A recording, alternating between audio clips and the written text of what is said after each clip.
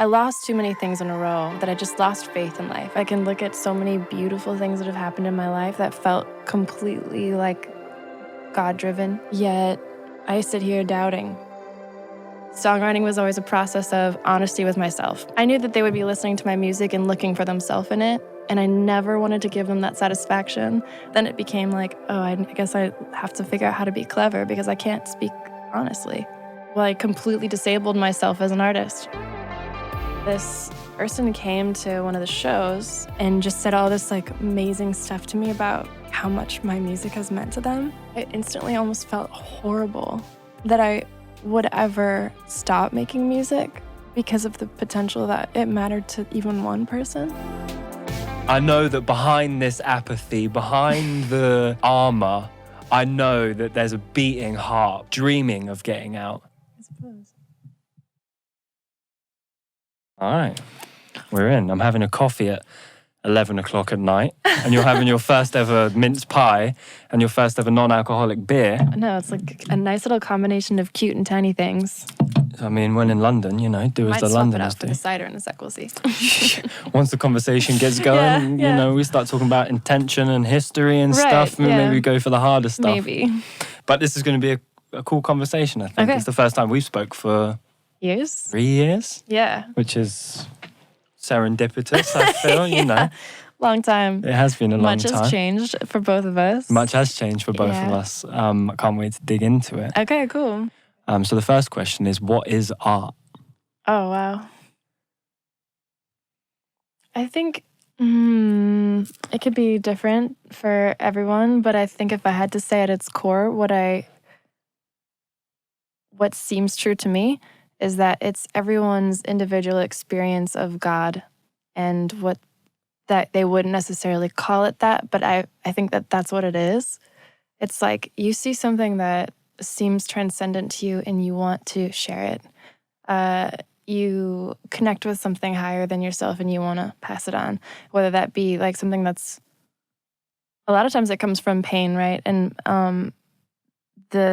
the funny part is, like with music in particular, so much of music comes from something that seems impossible to bear. So you have to kind of talk about it so that you can move on and get it out. But at its core, it's still like you experiencing the love inside of that, and that's what you talk about. And that's what drives you. So it feels like individual versions of God. Anyone who subscribes to this podcast will know that inside I'll be going like this. Why is that?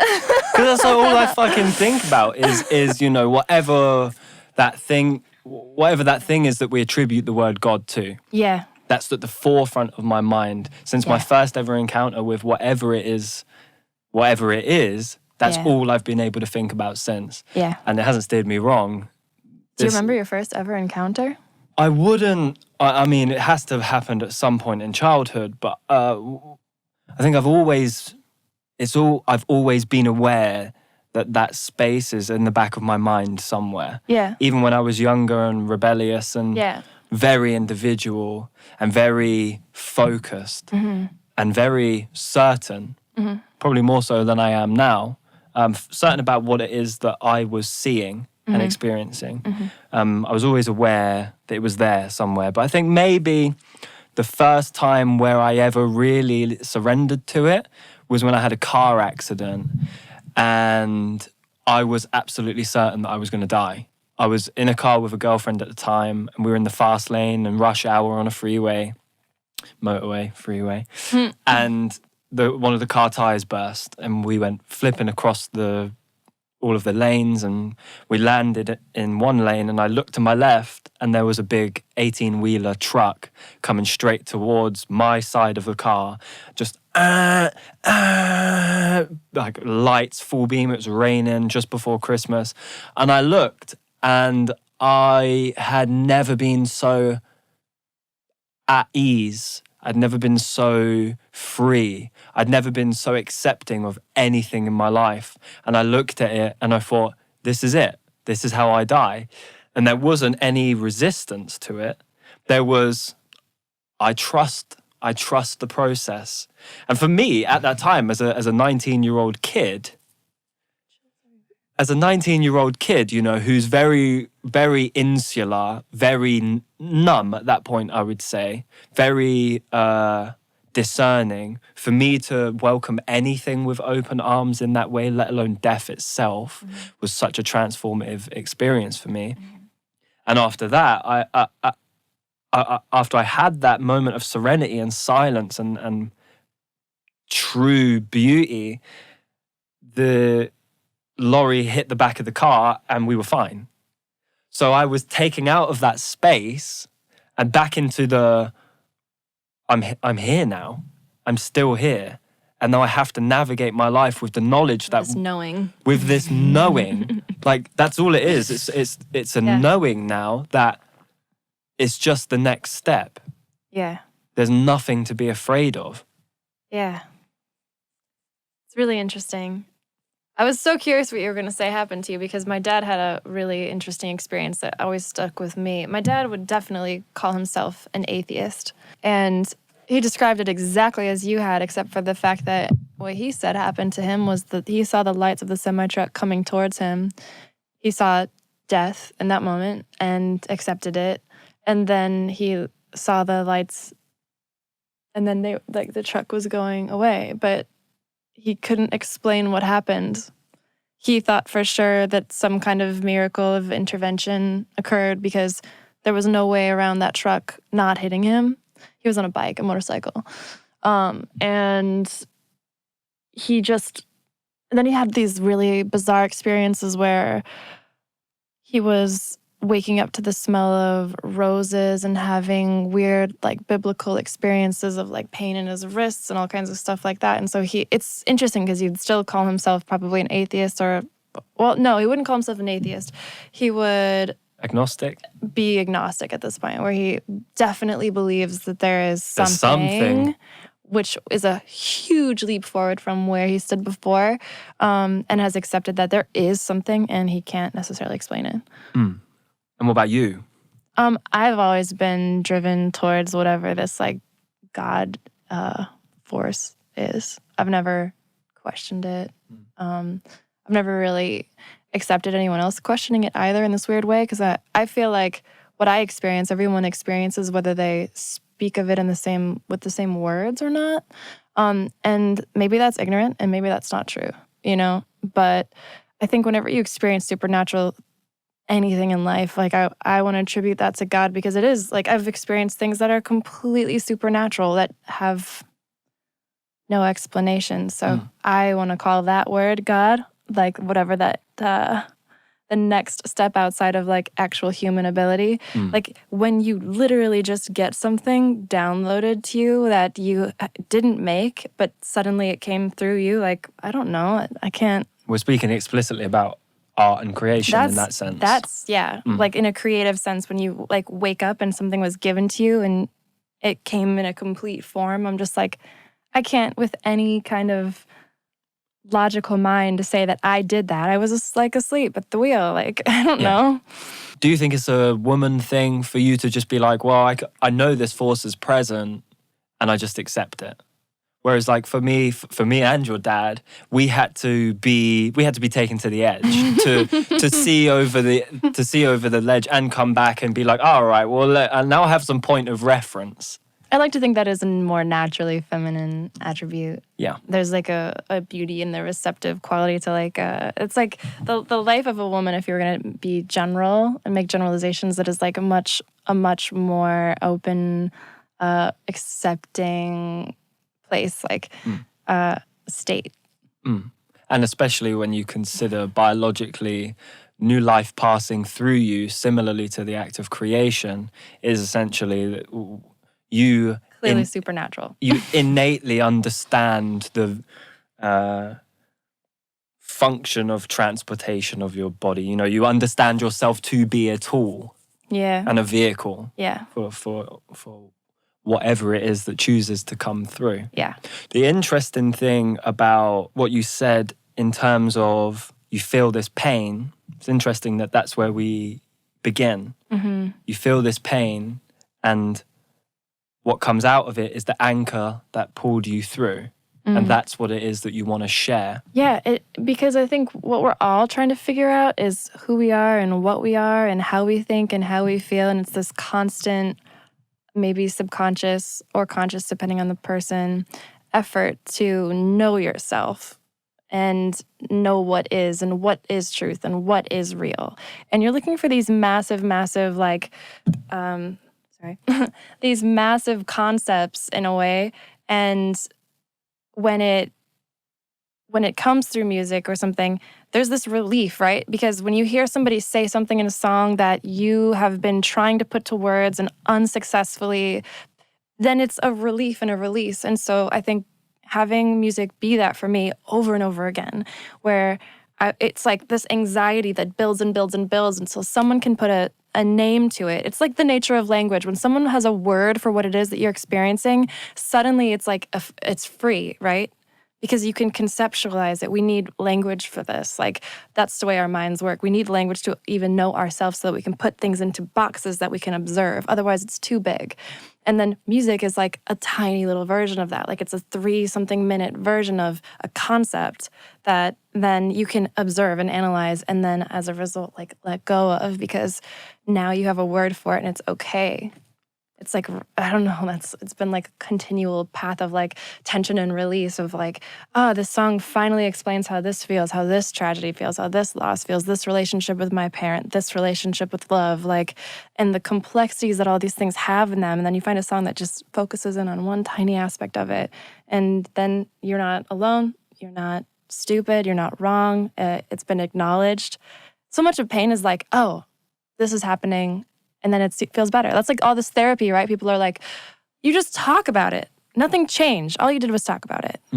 All you did was put words to something that you already had, and then somehow that makes you feel better. And also I've never had therapy, but I imagine also be challenged to look at it from new perspectives. Yeah. So there's the expression, but then also the analysis of it too. The walking around it as if it were a sculpture of its own and being like, getting a fuller picture. And then maybe the next kind of like bonus of music is that music, you have these concepts that may be otherwise considered negative or difficult, and then you hear them in a package that's beautiful. And then that makes it beautiful. You're like reframing that idea or concept or feeling or emotion or experience in a way that feels now attached to beauty. So do you think that there's a process of alchemy yes. that's necessary? Can it just be pain and suffering in and of itself and be as beautiful as if it would be when it's been transcended and alchemized into some kind of gem? I will say that I think the hopefulness to it is maybe what draws us in the most, because even in my experiencing myself in a creative capacity, the songs that have a light in them versus the ones that don't, the ones that don't end up being of very little interest to me. And very temporary. Yeah, it just feels, because I think the reality is, the bigger truth is that there is always hope and that we are naturally hope-seeking. It's like this inner optimism of the human spirit that is constantly driving towards the light in a way, whether we're doing that through the fucking trash. Yeah. It's an interesting thing to consider that a piece of art that can be made in the eye of a storm of a feeling that hasn't been purified into a lesson, into some kind of teaching, exists temporarily. It can only be appreciated in fleeting. Whereas when it's been polished and the you has been taken out of it and the ego and sometimes the context, and it's been boiled down to a universal truth, and suddenly what you've created lives forever. It's interesting that you say that. I wouldn't have necessarily put that together on my own just thinking, but I think it's very true. Hearing it, I'm like, yeah, that seems really true. Especially because now I think in pop music, it's like this sad girl, sad boy. Yeah. It's trend. juvenile. Yeah, and it is in itself based off of this idea, very temporary. Yeah. Because it's this really core version of narcissism to think that it's so terrible. Yeah. When it's not. Yeah. And I respect anyone for whatever it is that makes them sad, because sadness is real for them, regardless of needing to be justified in any way. But it is so narcissistic to just kind of wallow in it as if it were important enough to last forever. As if your sadness were big enough to be eternal, like when it's not. It's so true. And I think about the current state of art. And I notice in myself the transition into adulthood, which is taking responsibility for my place in the world and the things that happen to me, and realizing my complicity in absolutely everything. And this state of naivety that I guess popular culture traps people in, because it constantly pumps out this wallowing. It constantly pumps out this revolution of anguish, and it keeps the conveyor belt of temporary feeling in motion, that we don't ever actually get to have any stillness, and we don't get to go, I can see how I can move out of this and move on up. Even the nature of the constant output is unfortunately continuing that spiral, because one of the best aspects of listening to music growing up is that we would hear the same thing over and over again until we could transform it into different truths. It grows with us. It grows, and then you grow with the song, and vice versa. It's like every time you look at something and it changes a little bit and you see something different. If you watch a movie twice, you're going to see it differently.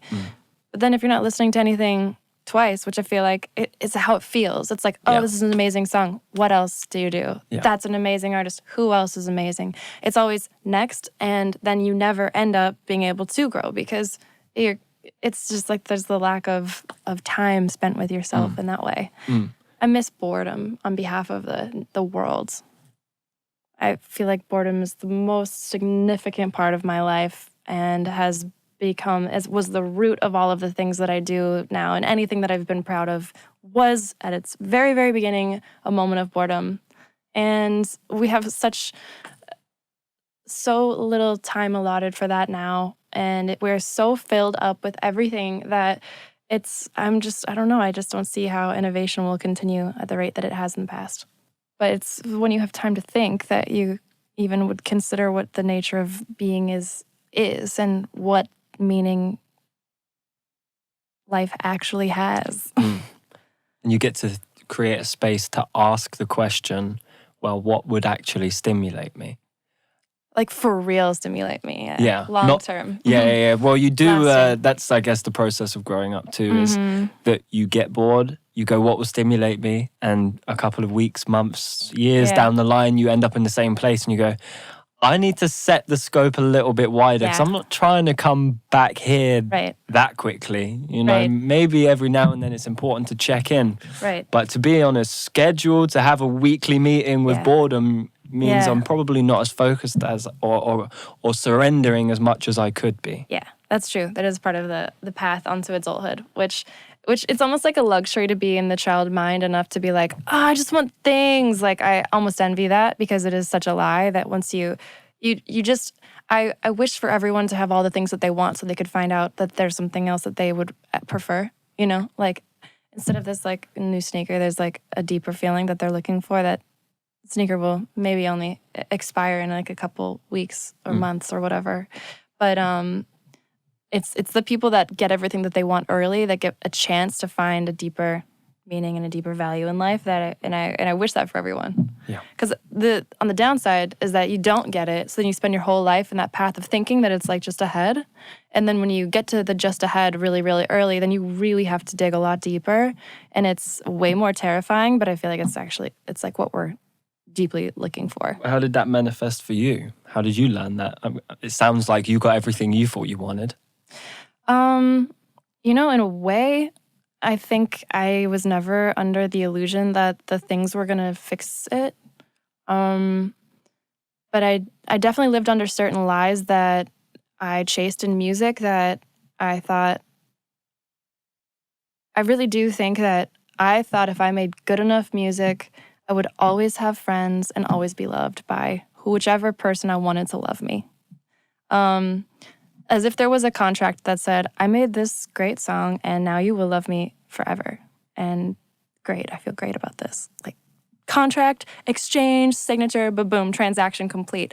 And then, you realize like, it's so obvious that's not true, but I still believed it. I mean, you see it all the time. I'm like growing up with artists that I've looked up to. I'm like, these people look deeply unhappy. Like they're breaking up, going through divorces, cheating on each other, being sad, like getting photographed, going through mental breakdowns. Whatever, like the pop stars of our generation shaving their heads. Shout and like, Britney. Yeah, exactly. You know what I mean? Like she was definitely probably the most famous female pop star at the time and then looked so incredibly unhappy just shortly thereafter. And I was like, it should be so obvious that having success in this, making music that transcends in people's lives that people love doesn't get the other one. But I don't know. You still just think, it'll be different. So I don't know, in a way though, like on the other side of it, if you take music out of the equation, I was never seeking things, at least, things or money. I kind of was aware very, very early on that both of those wouldn't be enough. But I had an illusion about money being greater than all of that, and that like the experiences that I had in music and listening to music and being just like a consumer of music felt so much bigger than things and stuff that I really thought that the answer was inside of that. And that was a letdown to find that wasn't the case. That really sucked. For a moment. Yeah. I mean, in a way still though, because now I'm looking for something that will feel as good as music does at its best.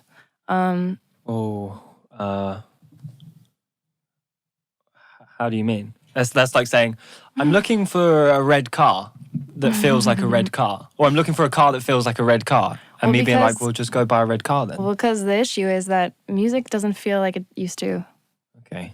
And I don't know if it ever will. I don't know if something in me broke or if it's just waiting to change, or I don't know. Something definitely changed in a way that I haven't really been able to write.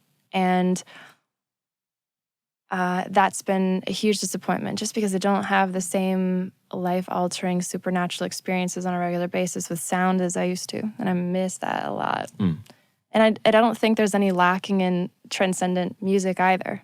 So that's like the bigger letdown is there's more music now than there's ever been. It's like if you're not being inspired, your fucking eyes are closed. So I feel like I must be wandering around with my eyes closed because much of the time I feel uninspired. And it sucks because it's like looking at something beautiful and seeing nothing is the state that I find myself in more often than not now.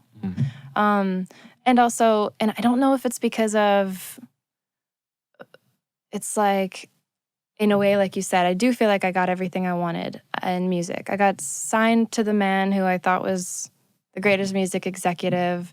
I then had a nice career in music that allowed me to be a full-time musician for many, many years, and still now. And then refocused my energy into being just a musician and playing for other people to be able to step a little bit further away from the spotlight, because I thought, maybe it just doesn't feel good to be in the light. Maybe I just want to be able to help other people shine, because like the original dream was to be a songwriter.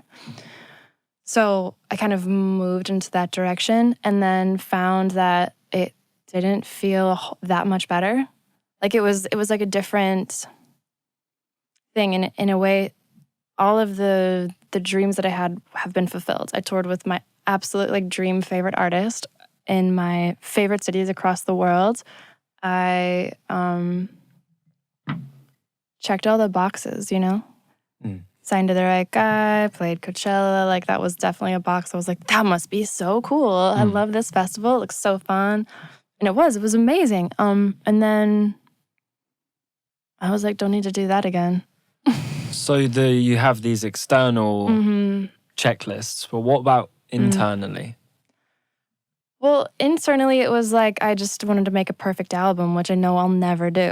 Yeah, it's a valiant goal to aim for, and probably the right one, because at least it'll give you something to do for the rest of your life. Forever, right? I'll never get the box checked, so I'll just have to constantly work at it. But I think the problem was every time I found like, every time I found the person that I thought was the goal, they seemed so unhappy. And that just was a constant thing. Like, you mean in versions of yourself? The versions of myself that I would have seen externally and been like, that's who I could be and be happy.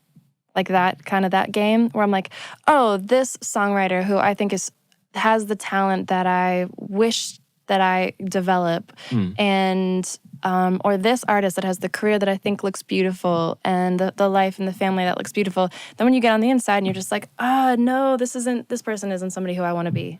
And every single time that happened, it was always, I don't want to be you, I don't want to be you, I don't want to be you, and I don't want to be you. And then I was like, shit, all the idols that I had like raised up on these pedestals of, which by the way, is such an amazing feeling to have. You have this North Star that you're like, oh, if I just aim here and go here, then it's that illusion of like, this will be good when I get there. And then you kind of get there and you're like, shit. I can only be me. Yeah, the problem is I could only do that, which is the last thing that I've wanted to do. Well, then we have to speak about why. I don't know. I don't know. For me, being in a position of feeling that same way of being like, I'd rather be anybody than myself, it was for two main reasons, really. Okay. One was that I didn't feel like I was capable of carrying the burdens that came with being me. And that is tied up in childhood trauma. Mm-hmm. That's tied up with potential. In knowing what I can do if I am at my best, I know that I can, with a lot of hard work, have a huge impact with anything that I come into contact with. And that's like a heavy responsibility to make that commitment to whatever you want to call God and say, I will bring you into existence at every opportunity that I can give. It's a cross to bear, and religious teaching would tell you that there's only ever been one person that's ever been able to carry that cross, right? Which doesn't set us up with a lot of hope to begin with. The best we can do is, like you have been trying to do, is imitate. And that leads us to a dead end. And the second part is just, I didn't feel like I deserved it. Right. That's a big one, I think. I didn't feel like I deserved it. And yeah, you get into that situation and you go, well, why don't you feel that way? Well, I did some fucked up shit. Oh, well, why did you do some fucked up shit? Because I was angry because some fucked up shit happened to me. And I was just repeating the cycle. Okay, well, then I start to have some compassion for my own fallibility. And I take responsibility and I shoulder that cross. And I wear it proudly. Mm-hmm. And I carry it with me and I go, look, there isn't anyone who hasn't got some kind of flaw that makes them feel like they're unworthy. No one, any child who has ever existed at some point has been betrayed. Mm-hmm. And it is something that I struggled to get over, and it's something that for a very long time made me feel like I was unworthy. Mm-hmm. But then I did the same thing that you did, but I didn't necessarily say I'm going to try be like that person. I just had versions of myself like, maybe if I get that job, I'll be happy. Right. Maybe if I get that position of power. Maybe if I work with that person. Maybe if I do this, that, and the other. And it led me to places of where I was constantly quitting. I was just constantly quitting. I was getting what I wanted because I will work hard. And I will do a good job and I will give my all and I will get there and I'd just quit and I'd quit and I'd quit. And it's not just the fact of me retiring, it's a loss. Yeah. I've lost to my presuppositions. I've lost to my expectations. Yeah. And then it just got to a point of where it's like, well, I can only do what I know to be true, which is to give reality to that feeling. Constantly search and look for opportunities where I can bring that spirit, that power into being and give it a life. Yeah. And for me, when I sit down now at a computer, I don't, or at a microphone or whatever, I still have those voices in the back of my head, like, we should just turn this off. You know, who do we even think we are? We're just, you know, we're clutching at straws here. We're just it's never gonna satisfy us. And then it's like, just chill. Yeah. This ain't that anymore. And for me, it was getting over those two things that really allowed me the same freedom I felt as when I thought I was about to die. Mm.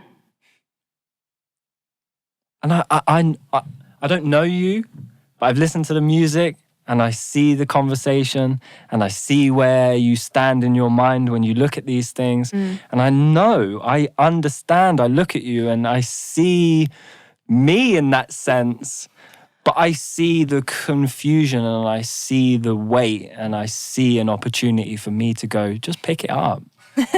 You might only get it this far off the ground today, but tomorrow it will be that. And the next day it will be that. And before you know it, you're dancing with it on your shoulders, holding it high in the air, showing everybody else, like, come on, let's just all do it.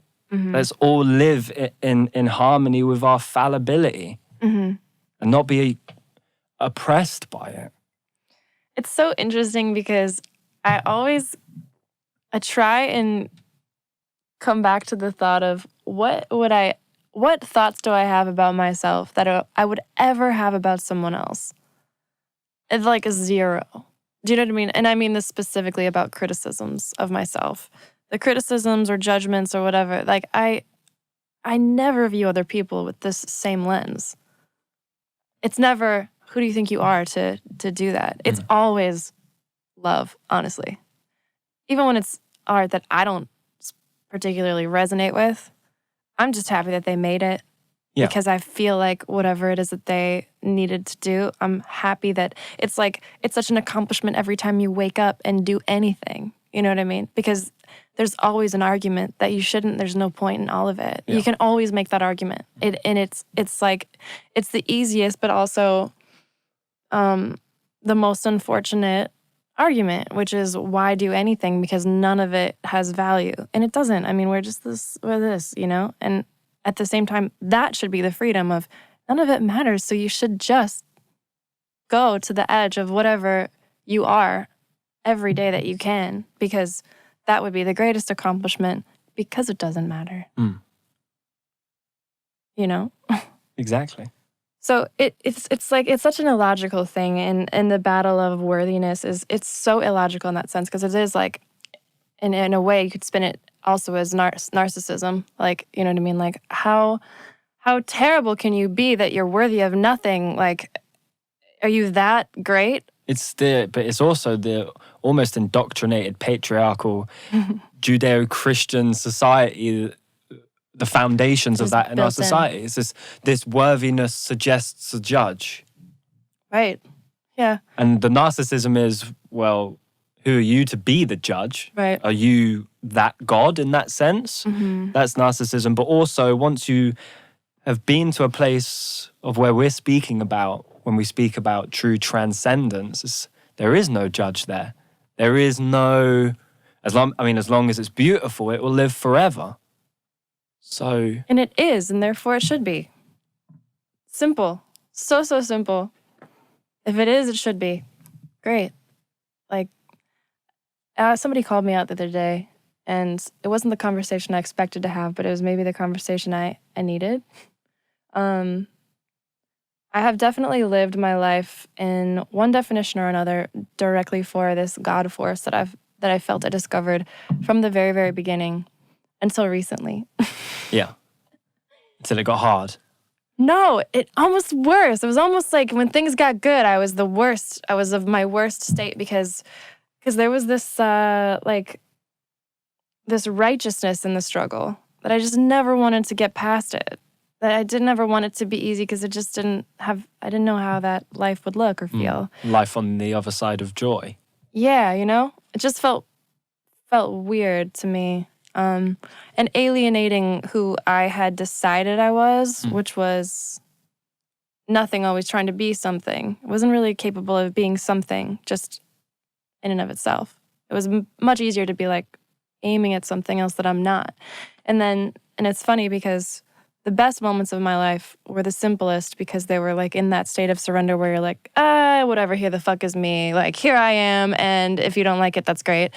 And then those doors kept flying open because there's no resistance. There was no like attempt to be great. You know what I mean?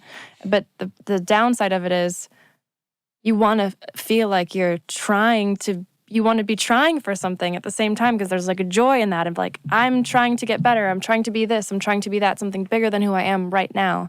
But then that alienates what you are. And I don't know how to make that balance like a equilibrium. I can't sort of figure it out quite yet. But in the moments that I was just accepting of who I am, I've received great praise. And in the moments where I really wanted to be something better than that, I've seen a lot of resistance and closed doors. And it's just like, the truth in that would be maybe you should just be who you are, but I don't know how. I don't know how to try and also just be.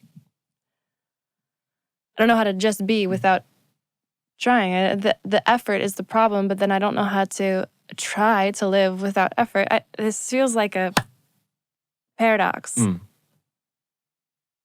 Is it any of this making sense? Completely. It is? Okay. Because it's hard to explain. No, really. I fully understand. For you, it seems as well, especially, you get a lot of validation from the world outside of yourself. So if you feel like you're being, and life outside of yourself is validating that that's the right thing you should be doing and giving you opportunities, that when you chase an ideal, it shuts the door, like you said, then you're taking that as, oh, this is a sign of something I shouldn't be doing. Right. But for me, the darkness of life is revealed in stagnation. Oh yeah. So it's gonna get a bit biblical. It's gonna get a bit into that space right now, right? But it's the only way I can really give vocabulary to it, and I'm not religious in any sense. But if the devil was to see you and realize the strength of your bridge for whatever that power is, it's going to try and keep you from reaching for it. Stay here in between God and reality, and I'll give you the opportunities. I'll give you what it is you think that you want. And the second that you go, no, I'm going to go reach for it, naturally it should be difficult. You know, channeling God should not be an easy thing to do, and it's not. Otherwise, everybody would be doing it, and life would be a much more harmonious place to exist. And it sees you reaching, and it knows the power, and it knows the capacity of that love that you'll bring, and suddenly it starts putting up barriers in your way. Starts speaking, whispering to you in the wind, going, no, that's not it. Yeah. Stay where you're at. Yeah. So, but again, it's for me, it's a choice. It's a choice of interpretation. It is, absolutely. For me, there's a choice to be had. You're absolutely right. It's much easier to see in others, because I can look at other people, and it's so apparent to me that as they shine brighter, it's like the natural state of life is to attack the light. I don't know why that is, but it's like because you can see it. You can't attack anything in the dark because you can't see it. So if you are shining, you are then both on the correct path in the way because your light is showing, but you also are seen, and therefore you're going to experience the like world trying to bring the balance back into place, which is you've now set the balance out, you're standing out, and now the world wants to bring it back into equilibrium, and just like that's going to be the continual path in life. And I think like it's easy to see that in other people. I'm like, oh, well, of course, like people are attacking you because what you're doing is beautiful and it's seen. So keep going. The more that you experience this resistance, the more you can tell that you're on the right path. The more people that want to attack you and bring you down, the more I can tell you right now you're doing what you should. Yeah. I mean, unless you're someone like Hitler or something like that. Right. Or Donald Trump. Yeah, but you know what, funny enough, in a lot of ways, those people experienced very little resistance. Yeah, right. The way they walked into power and the way that people welcome them. Yeah, unfortunately, like, there's some weird ways that physics works. Yeah, they should have experienced way more resistance. Yeah, right. I agree. It's really perception at its core, because also just the way you perceive, it's the way you perceive everything. It's the way you perceive your spiritual attacks. It's the way that you experience resistance, whether that resistance is because you're on the right path or the wrong path. It's completely within your perception and your right to decide whether that's a good type or a bad type. And that's why it's really important to surround yourself with people who know who you are and maybe where you are going, in order to help give you more voices that remind you of your own. And I think that was something that I failed to do, or I did at one point, and then it went upside down, and then hadn't really been able to recover from that point, because so many voices were inside my head and I had no idea which one was mine. And then that's scary, because I never had that problem before. It was like, you said something about the confidence and knowing that you had, almost like as an adolescent, that has sort of shifted as an adult. There's like the knowing that I desire, I had more easily as a child, but like the awareness that I desired as a child, I have very easily as an adult without the knowingness. I wish they could unite. I don't know. I know too much. I feel like I know too much. I miss an amount of ignorance that makes you think that it's just ahead. Well, no wonder you're uninspired. I would say that you're not challenged either in that sense. If you feel like you know too much, it's the saying, like, if you feel like you're the smartest person in the room, not saying that's what you feel like. I don't know. No, but change rooms, which is essentially saying, if you feel like you know too much, put yourself in a situation of which you know little. You can never know even like the tiniest, like the tiniest amount of music to feel like you know it all, because it just continues to expand, which is one of the reasons why I fought for music so hard my entire life, was because I was like, this is a path that will never end. It will never get old. It will never get tired. I will never know it all. I will always be able to find rooms where I'm the worst, like forever. Yeah. Forever. That seemed super exciting. I don't have that feeling anymore. I don't know. I also feel like there's so much music now that whether I say it or not, it will be said. Somebody will say it and say it great.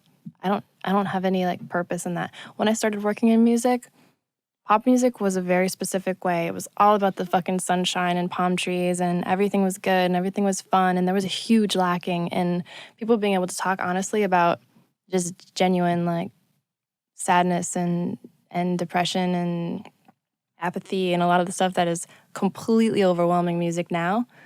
And so now I don't see the purpose in it. It will be said, it will be done. And I don't have that weird feeling like, oh, but it won't be done the way that I would do it. I think it will be done just great, maybe better, most likely better.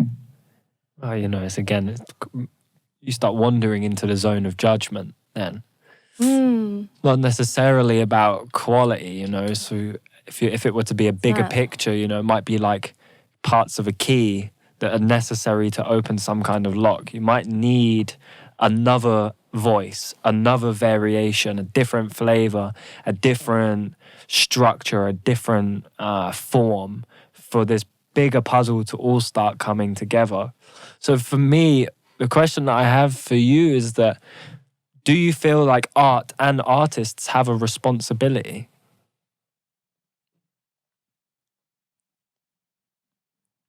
I don't know if I would put it that way.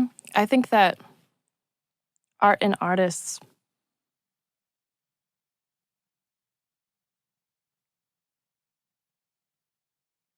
I don't know, I think it's innate in a way. I think that even doing it, whatever it is, if you're doing it genuinely from like the need to express it, then there's that in and of itself, the responsibility is innate. Your responsibility is to follow through with whatever it is that you feel, because you must feel it for a reason. Like, there must be a truth to it. Like, if your responsibility to yourself in that moment is to throw a bunch of paint cans at the wall, then I do think that the responsibility is innate that you do it. I think maybe the responsibility that you could say is not innate would be to share it at whatever state it is. And this is the one I try to pass on to every like young artist that I meet, because I feel like there's all this hoarding of things. I do it. I don't like that I do it. It's just all goes into the like hoarding power, like waiting for what? God, I don't know. The right moment, because you realize that when strategically in the past people have lined up perfect campaigns and like had great success with it. But I think that's like the biggest mistake you can make, because what you want is to continue on being able to be present where you are. And if you're hoarding onto like these past creations, then you're never going to allow yourself to be present where you are. And you're going to change. And that stuff's not going to be relevant to you then. And you'll miss it, is how I feel. And you won't ever really get to get behind it as well, knowing that it's like so devolved from where you're at by the time it gets out. Yeah, absolutely. I think that's a huge problem. So how does your process for writing a song start?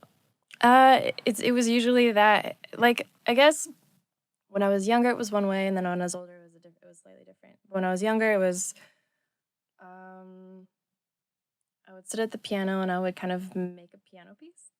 Yeah. Then I would write a song to it that had something to do with a poem that I had started. It was like a little more organized like that. And then as I started getting more acquainted with technology and having more resources with technology, then it just became like I would open up a session and find some sounds that I thought were really cool. And then I would loop them for a while and sing on top of it, and then like go back and listen to whatever. Like I would just sing for like 10 or 15 minutes, and then wait till the song came, and then just cut out the stuff that wasn't the song, kind of. And it was just like very easy in that sense.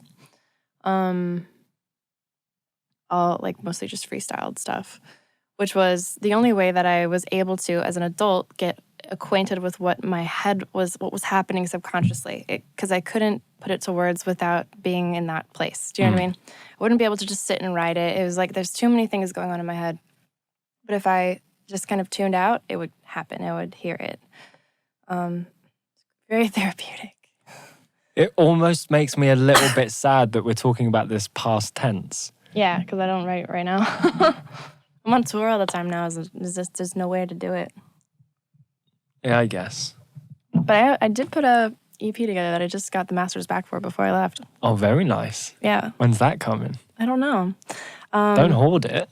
The only reason why it's technically being hoarded presently is because it's Christmas time, and it's not a Christmas album. And I was like, oh, okay, well, perhaps the timing on that should be taken into consideration, that it's not going to be Jingle Bells, and maybe people want to hear Jingle Bells right now. It would be great to release it with a team, but I've eliminated my entire team. Did you ride in solo? Well, I wrote everything by myself. That's normal, but not having management, not having booking, not having any type of like team in play behind it to do kind of like the administration of delivering a record to the world, that's different. Like even in the past, it was always very minimal. Like it never really had even when I was on a label, we never put anything out. I had to get off the label to put something out. But I had a manager, and I had the ability to like, and I had PR companies reaching out to me to be like, can I work this? And I'd be like, yes, you can. I would love for you to. So that doesn't exist now because I've been in hiding for so long as an artist that there's like, it's gone and silent now. So it feels like starting again with something that's not new, and it's a weird place to be. Do you like being in hiding? Are you enjoying it? Of course. Otherwise, I wouldn't do it. There's no conflict at all? Well, I can't say there's no conflict. It's definitely apathy is easy. It's wrong because you don't feel comfortable with it, but it is easy. It's the same thing. If you don't experience resistance in the dark, there's no reflection. It's like trying to like grow as a romantic partner whilst being alone. Yeah. It doesn't work. You can't. I can't be challenged by being silent. And I think that, I don't know, I definitely, as if it was like my brain and spirit just cracked in half and I couldn't put the pieces back together. I lost too many things in a row that I just lost faith in life. I lost this like feeling that there was something around the corner to work for, and I just stopped. And then got into this really, really unfortunate place of apathy that I just sustained for years. And then decided that it was much easier to focus on other people's lives than my own. And so I dedicated my resources as a musician to other people's livelihood and career. And I love that in a way, but it's also very, very easy in a way that I don't like, because I think it's that we come here for the growth and for the challenge and for the progress, because in the absence of progress, it is the same as dying. Speak to me about rejection. How do you perceive rejection? Very apathetically. I don't know. I haven't been able to... Sorry, I apologize in advance for this conversation, because I don't find it inspiring, and I don't want other people to think that it's a celebrated mentality. I don't like it. I don't like it in others. It just happens to be like the truth that I've experienced with myself recently. I just think that I don't care enough about any one thing to find a rejection for any one thing to be particularly painful, because I don't want for anything, because I've decided that not wanting anything is the safest possible place to be, because you can't lose anything you never had or never wanted. So that is where I find myself now, which is unfortunate, because then you also can't succeed because you didn't search for anything. And I've been given opportunities to work with people who I really love, and so I feel really good about that, you know? But it's still very easy in a way that long-term is unfulfilling. I don't feel like I've edged into, when you just feel like you're like, oh my God, at any moment this could all fall apart. It's kind of exciting. I don't feel like that. I haven't felt like that for a while. Yeah. From the place that you've found yourself in, I don't see too many openings for that to happen, unless someone wanders in and kicks down the door and is like, right, putting you under my arm. Right. Let's get the fuck out of here. Right. I mean, maybe, I don't know, maybe that's what you might be waiting for. Somebody else to do it for you. I don't think people do anything for you, though. That's the thing. That will never happen. It never has, and it never will. I've never been in this position before. Certainly not on a podcast. Sorry. No, don't apologize. It's important. It's necessary. Because I look at you and see its potential, but it's not its possibility. And I see the makings of a great warrior and a great soldier, and trying to encourage that spirit to even just poke a little hand out, anything, just poke anything out into the light again. It's an interesting thing to navigate. And the thing that really I enjoy is that I know that you know as well. I know that behind this apathy, behind the armor, I know that there's a beating heart dreaming of getting out. Right. It's a beautiful game to play. I had an experience on this tour that I was not expecting. This person came to one of the shows that I'm playing like keyboards for. And he tried to grab me, but it was right before we started, and I needed to set up. I needed to do changeover so that we could start on time. And he tapped me on the shoulder and said excuse me, and I was just like, not a good time. And then I ran backstage, assuming he wanted to talk to Yuna. Yeah, because that's what usually happens. And so I did changeover, and then after the show, the tour manager came up to me and handed me an envelope, and she said, "Somebody just gave this to me, and it's for you." And inside of it was all of these drawings and paintings, and many of them were of me or different pictures that I've shared, or it was things that were painted listening to my music, and there was a note in there, and it was really beautiful. And I felt horrible instantly because I knew it was the person who tried to stop me, and I didn't for 2 seconds think that they were trying to talk to me. And I was sad instantly because I couldn't say thank you. And I ran back out and they were gone. And then so I posted something about it and just said, like, thank you. And they reached out to me and then asked if they came to the London show also. This was in Paris. And I said, well, if I could like just meet you for a second in person, like I will come to the UK. And I was like, well, don't go through that trouble. But if you do, of course, I'll come out and say hi. And so they came to the show in the UK and brought me like more gifts, more like art, inspired art. And like give me this hug, and they were crying and like shivering and just said all this like amazing stuff to me about like how much my music has meant to them. And I instantly almost felt horrible that I would ever stop making music because of the potential that it mattered to even one person. And it was such a powerful moment because it was so emotional for them to meet me, which made no sense to me at all, obviously. I was like, why would you even care? And also, why would you care this long after I've done any of the things that you cared about? Like that's a long-term appreciation for in a world where things are super, super fleeting, of which I would never expect. And in a way, I don't think I even have an artist that could turn me into that person that I met. That like super, super vulnerable, like innocent, loving, grateful person. And I'm so grateful for the artists that have made music that saved my life. But there's still like a wall that exists where I don't, it's not that, you know what I mean? Like, and I don't know, it crushed me in the best possible way. I was so thankful for them to be even that like vulnerable to be like that in front of me. I don't know how to describe it. I also just felt terrible. I felt this responsibility to that one person. I wouldn't make music for the rest of my life for them alone. Do you know what I mean?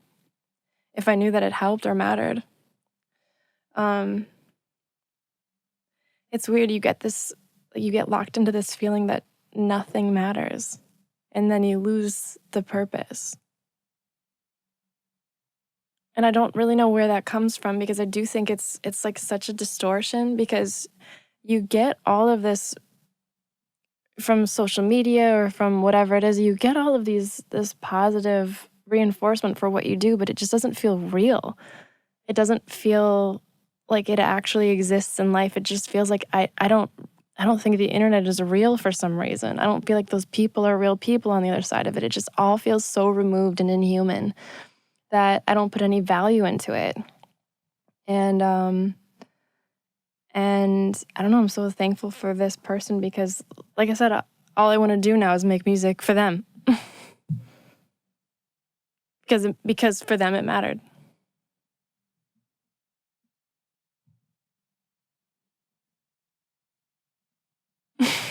That's it. Yeah, I don't know. It's very interesting. It seems like a very necessary thing to happen. Maybe. For you on this trip. Maybe. It loops full circle into that idea of being a tool for whatever it is that you've communicated to that person, whether it's reassurance, validation, some kind of security, structure, support, whatever word you want to put on it, even just reflection. Being that mirror, being that tool, being that safe space for that person to be able to have the faith that this world so desperately needs, and that you so desperately need in this time, it feels. I do think it's faith. I think a while ago I said I had a conversation with a woman that I wasn't expecting to have. I don't know if I ever finished that thought, but she just looked at me and she said, "You lost your faith." I was like, perhaps. And it's funny because as a coherent, logical person, I don't see why. Because I can look at so many beautiful things that have happened in my life that felt completely like God-driven, like divine-driven, and yet I sit here doubting that any of it matters, that there's anything to it at all. I sit here in complete ignorance that there's value to life at all. Why? I don't know. Did you lose the faith in the universe to provide, or did you lose the faith in your ability to maintain when it doesn't provide?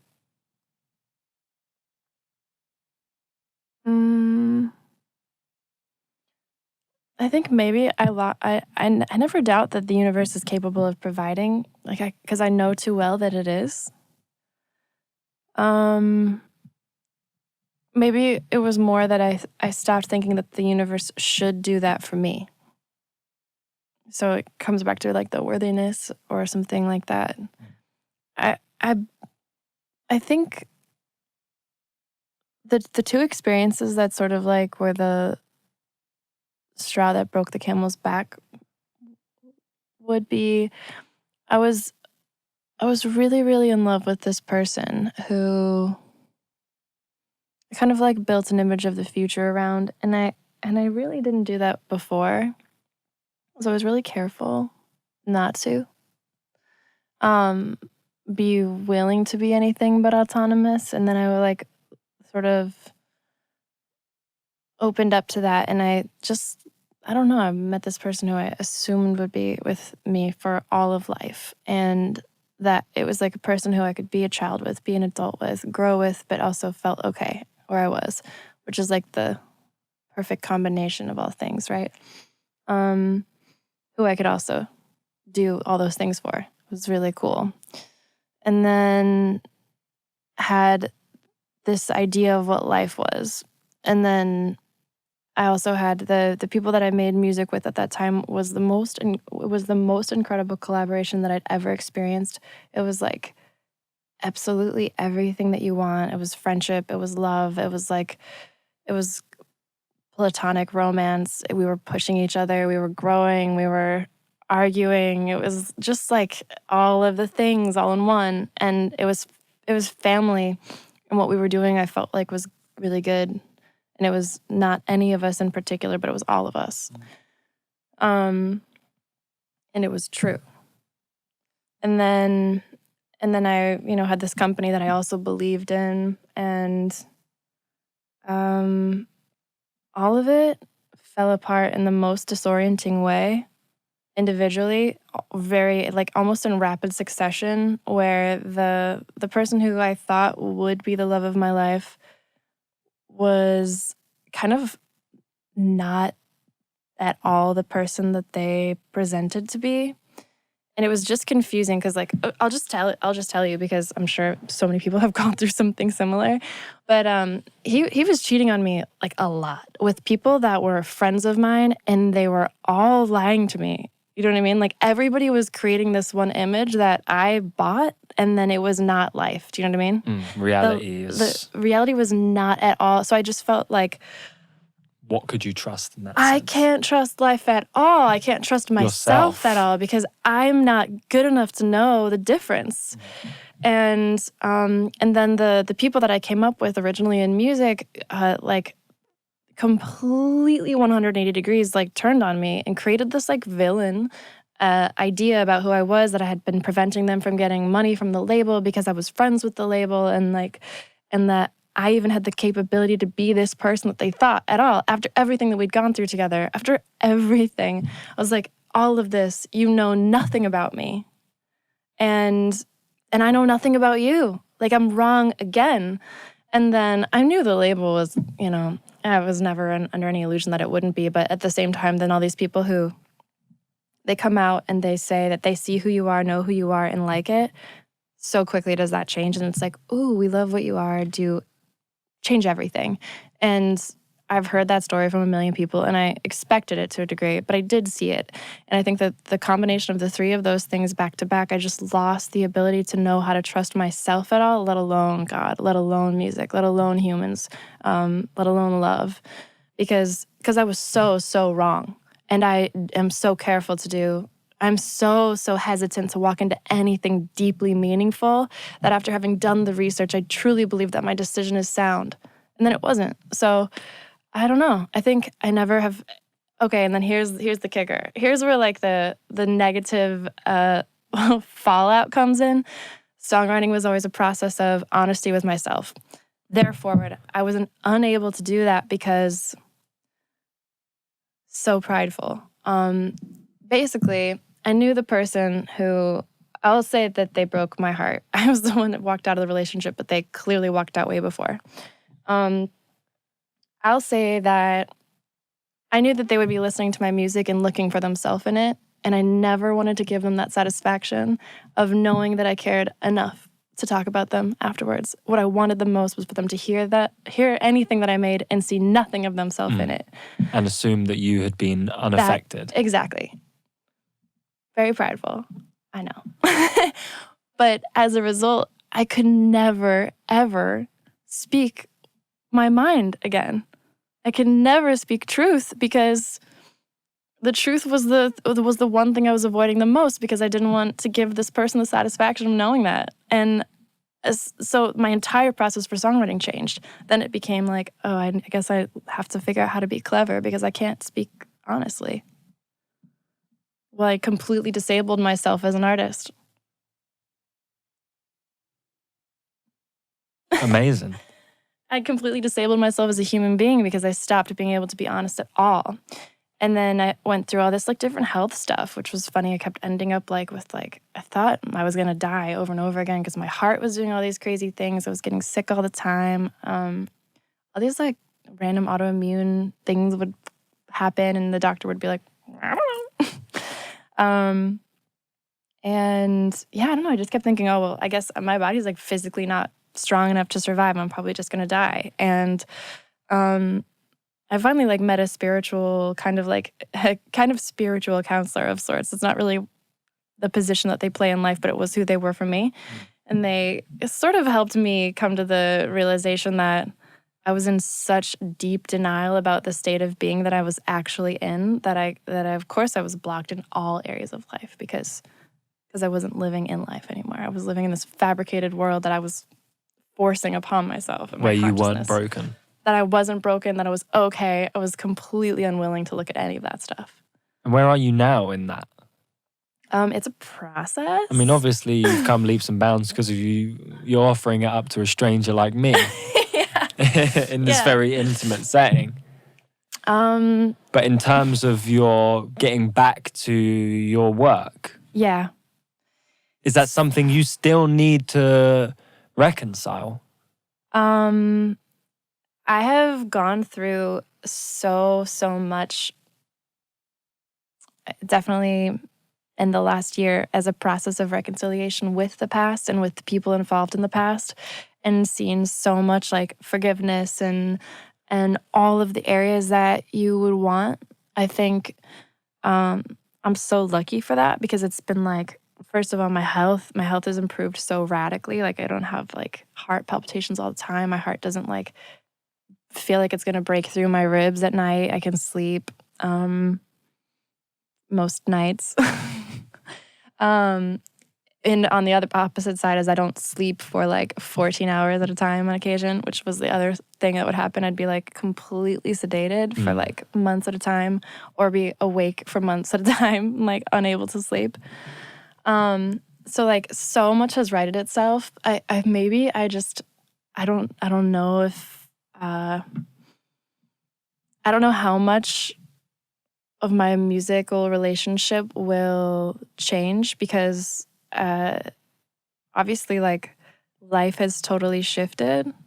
And I want different things than I wanted 5 years ago in life, as a person, as a partner, as a friend, as all these things, like as a daughter. Like my wants have shifted, my desires for life have shifted. But I can't imagine a future that I could exist in as myself that music wouldn't be involved in. It's so fundamentally tied to my like identity. And I have these moments where like I get back where I see like miracles inside of songs again, and like I've missed that a lot. Well, it doesn't sound like all faith has been lost. I don't know. Maybe it's not. I don't know. Being aware of something and doing it is two totally different things, you know? Mm-hmm. Knowing that you should or can and actually doing it, very different. I think the silver lining of repression is that it can't stay down forever. Yeah, that's like the ultimate faith in the human spirit, is that it will always seek to survive and thrive again, as seen through history over and over again. As seen in yourself, in the numerous iterations of yourself that you've been, in the numerous versions. Yeah, I suppose. And I think that this is just one in many lines of evolution for you. What a different conversation we're having today than we would have had 3 years ago. Yeah.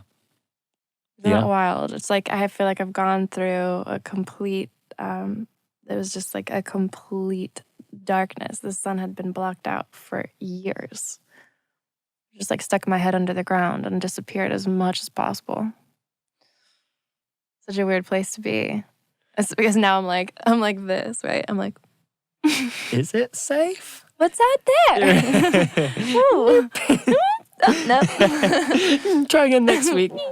Well, thank you so much for coming through and having an open and honest conversation. Although it was a fight to get you here in the first place. Hey, it happened. It happened. I'm so glad that you even bothered to make the fight, or that you even asked is like the more shocking thing. I was like, I really don't know what I could talk about that you'd find interesting, but let's give it a go. Are you happy that you did it? I'm always happy that I did anything that I do. Okay. But I do think that everything has a necessary purpose. And also your frame of life, or like your perception on life, makes so much sense to me that I feel like you're validating thoughts in my mind that are probably very significant to be validated, because it's like these tiny pieces of momentum are life-changing, and it's what I need probably more than anything. So let me change my answer to yes, I'm happy I came. Okay, good. That's all I wanted to hear. The seal of approval. But thank you for letting me be that for you as well. Thank you for volunteering. See you in 3 years? See you in 3 years. All right, cool. Our timeline.